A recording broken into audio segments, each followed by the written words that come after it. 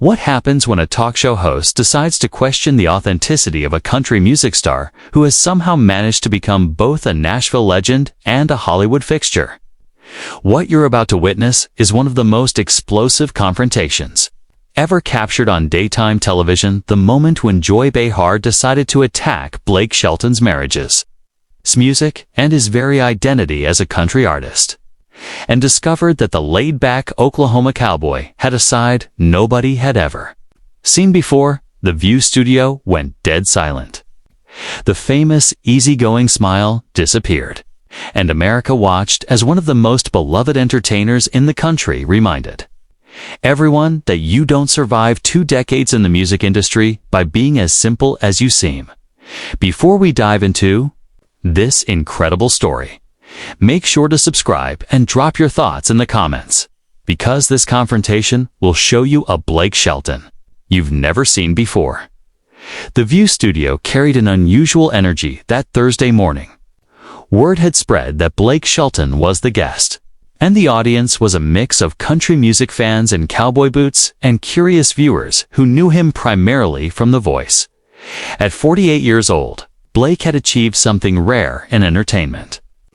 He had become equally famous for his music and his television presence. Genuine crossover star in an era that increasingly demanded such versatility. A crossover that many Nashville purists viewed with suspicion, and that Joy Behar had clearly decided to question. When Blake Shelton walked onto the set, the applause was immediate and warm. His famous dimpled smile was already at full wattage as he waved to the audience, his Oklahoma drawl almost audible even in his body language. This was a man who had made a career out of being likable, approachable, the guy you'd want to have a beer with. But there was something else there, too, visible only to those who knew how to look. Behind the easy charm was a man who had navigated Nashville politics, survived a very public divorce, weathered tabloid storms, and emerged as one of the most successful artists of his generation. Blake Shelton might play the simple country boy, but nobody gets where he is by actually being simple. Whoopi welcomed him with a genuine smile. Sarah N. was visibly excited. Even Sunny Hostin seemed disarmed by his affable presence. Joy Behar, however, sat in her chair with that familiar expression, the one that suggested she had plans that went beyond friendly conversation. Blake Shelton, welcome to The View, Whoopi began. We're so happy to have you here. Congratulations on everything, the music, The Voice, the beautiful family you've built with Gwen. Thank you, Whoopi, Blake replied, his voice carrying that warm and distinctive Oklahoma rumble. I appreciate that. I'm living the dream, honestly. Every day I wake up and can't believe this is my life. Then Joy leaned forward. Then the atmosphere shifted immediately. So Blake, let's talk about something real, Joy said, her voice carrying an edge that made the other hosts exchange glances.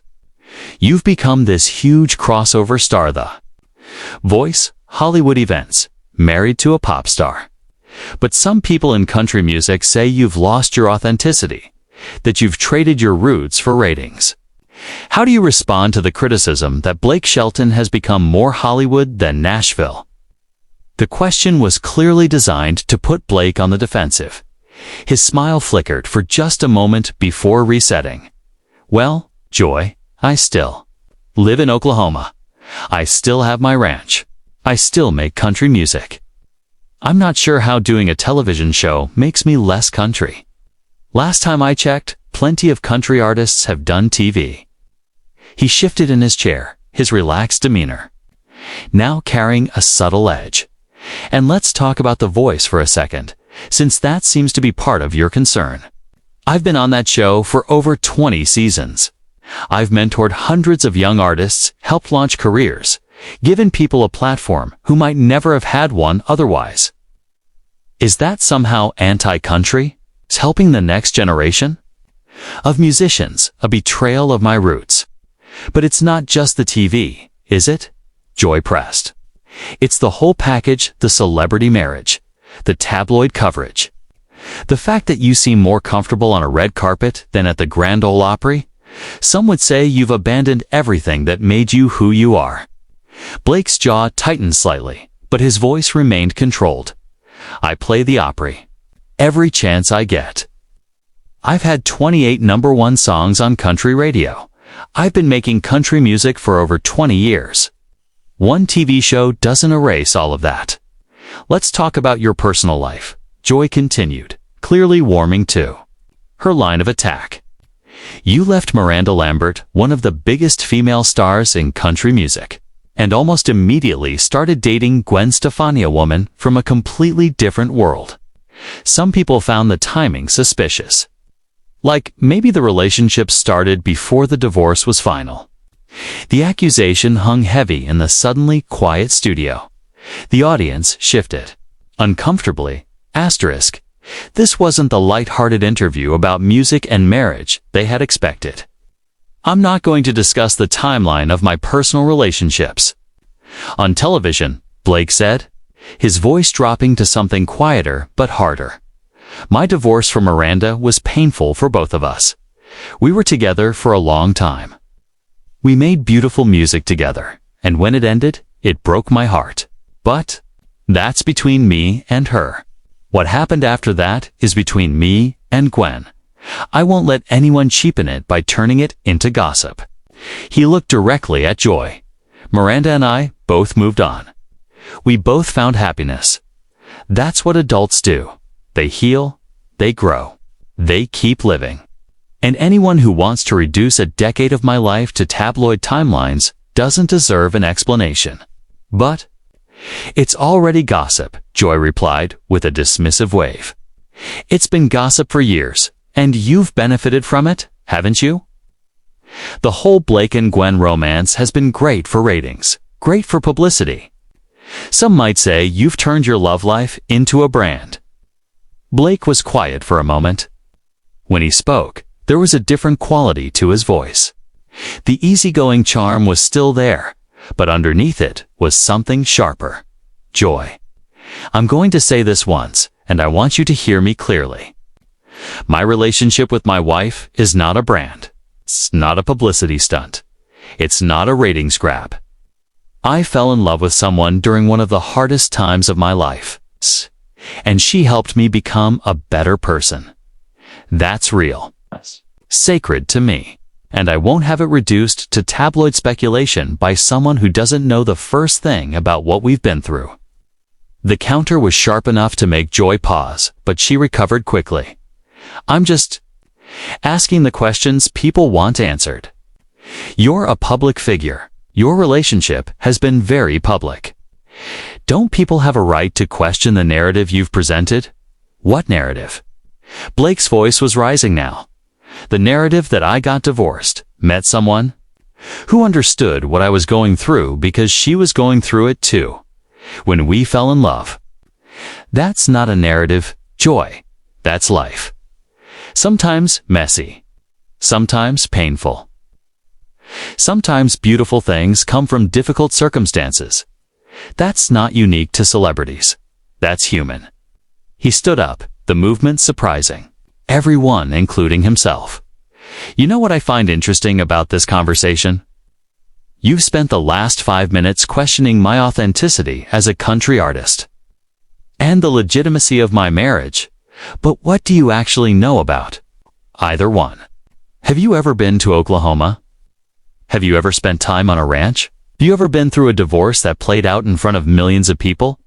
Joy opened her mouth to respond, but Blake wasn't finished. I grew up in Ada. Oklahoma population 15,000. My daddy worked at a car dealership. I learned to hunt and fish before I could read properly. I've been singing country music since I was 15 years old. Bars where nobody cared who you were as long as you could carry a tune. His voice grew stronger, more passionate, and then I worked my way up through Nashville the hard way. Years of struggling, years of being told I wasn't good enough. Years of wondering if I'd ever get a break. I got my first #1 when I was 25 years old and I've been grinding ever since. That's not Hollywood, Joy. That's country music." He paused, collecting himself. "You know how many times I was rejected before I got my record deal? You know how many times I drove to Nashville from Oklahoma with a guitar in my truck, played for some executive who couldn't care less, and drove back home wondering if I should just give up? Dozens, maybe hundreds." I kept going. "Because music is in my blood. It's who I am." His voice deepened with conviction. "I've won the CMA Male Vocalist of the Year 5 times. 5 times. Joy, I've had songs that people played at their weddings, at funerals, during the best and worst moments of their lives. God Gave Me You wasn't written to be a Hollywood moment. It was written because I believe in love, in second chances, in the possibility that the best is yet to come. That's country music. That's what I do." He looked around the studio as if seeing it for the first time. "You want to question my authenticity? Come to Oklahoma. I'll show you the land my family has worked for generations. I'll introduce you to the people I grew up with, who knew me when I was just another kid with a guitar and a dream. I'll show you what country really means. Because it's not about living in Nashville or wearing a cowboy hat. My image has changed because my life has changed." Blake fired back. "I've gotten older. I've been through a divorce. I've fallen in love again. I've become a stepfather to 3 amazing kids. Of course, I'm different than I was 20 years ago. That's called growth. That's called living. And I won't apologize for any of it." He paused, his voice softening slightly. "You want to talk about something real? Let's talk about being a stepfather. I never had kids of my own and then suddenly I'm helping raise 3 of them. Kingston, Zuma, Apollo. I've changed my life in ways I never could have imagined. Teaching them to fish, to hunt, to appreciate the simple things. Watching them grow up, being there for the moments that matter." His eyes glistened slightly. "That's not a brand, Joy. That's not a publicity strategy. That's a man who was given a second chance at family and is trying every single day to deserve it. And if you think that's something to question or mock, then I feel sorry for you, 'cause you clearly don't understand what really matters in life." He turned to the audience. "I want to say something to everyone watching who has ever been through a divorce, who has ever wondered if they could love again, who has ever felt like their best days were behind them. It gets better. It really does. I found happiness when I thought it was impossible, and no amount of tabloid gossip or talk show speculation can take that away from me." His voice cracked slightly with emotion. "When I met Gwen, I was broken. I'm not ashamed to admit that. My marriage had ended. My career felt like it was going in circles and I didn't know who I was anymore. She saw me at my worst and loved me anyway. She helped me find myself again. And now we have this beautiful family, this beautiful life, and I wake up every single day grateful for second chances." He paused again, his tone turning more personal. "Do you know what it's like to go through a divorce when you're famous? When every detail of your pain becomes entertainment for other people. When you can't even grieve in private because there are cameras everywhere and everyone has an opinion. It's hell. Pure hell." And Gwen understood that because she was going through the same thing. He looked out at the audience, making eye contact with people who were visibly moved. "We didn't plan to fall in love. Neither of us was looking for it. But sometimes life puts people in your path exactly when you need them. We helped each other heal. We learned to trust again. And then we built something beautiful from the wreckage of what came before. If that's not authentic, I don't know what is." He turned back to Joy, something almost pitying in his expression. "You want to reduce that to gossip, to question whether it's real? Go ahead, but you're not hurting me. You're just showing everyone what kind of person you are.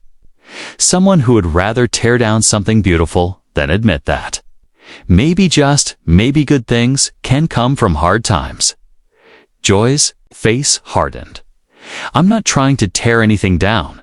Hey, I'm asking legitimate questions about your public persona. No, you're not, Blake said quietly. Legitimate questions would be about my music, my career, what I've learned from 20 years in this business. What you're doing is fishing for controversy, trying to get me to say something about Miranda that you can turn into a headline, trying to make me defensive about Gwen so you can clip it and put it online. He shook his head slowly. I've been doing interviews for over 2 decades. I know the difference between a conversation and an ambush. This is an ambush and I'm not playing. Whoopi tried to intervene. Blake, I think we all appreciate your honesty here, and maybe we can redirect to talking about your new music. I'd love to talk about my music, Whoopi, Blake said. But first, I need to finish this. Because what happened here today isn't just about me. It's about how we treat people in the public eye. How we assume we have the right to dissect their relationships, question their authenticity, judge their choices. And I'm tired of it. He looked at Joy one final time. I'm a country singer from Oklahoma. I've had a blessed career. 2 marriages that taught me different things about myself. I love more than anything. That's who I am. Not the tabloid version, not the talk show version. The real me standing right here, refusing to be reduced to sound bites and speculation. He began walking toward the edge of the set. Wait, Joy called out. We're not done. Blake stopped and turned back, his expression a mix of weariness and resolve. Yeah, we are. We were done the moment you decided this was going to be about gossip instead of music, about tearing down instead of understanding. I came here to promote some new songs and talk about the next season of The Voice. Asterisk instead. I've had to defend my entire life to someone who decided before I walked in that I wasn't authentic enough. He addressed the audience one final time, to everyone watching who has ever felt like they had to justify their choices to people who don't understand them. You don't. You know your truth. You know what you've been through and who you've become because of it. Don't let anyone make you feel like you have to apologize for finding happiness, for changing, or for living a life that doesn't fit someone else's idea of what you should be. He smiled, and for a moment, the old charming Blake was back, the one who had won over millions of fans with his humor and humility. I'll be at the Grand Ole Opry next month. Come see me if you want to know what real country looks like. I'll save y'all a seat. And with that, Blake Shelton walked off the set of The View, leaving behind a studio that seemed to vibrate with the aftermath of what had just occurred. The audience sat in stunned silence, many of them processing the unexpected depth they had just witnessed from a man they thought they knew. Whoopi looked thoughtful. Sarah seemed moved. And Joy Behar sat at the table looking like someone who had expected to be in control and had found herself completely outmaneuvered. What had started as a routine promotional appearance had become something far more significant. Meditation on authenticity, second chances, and the courage to be vulnerable in public.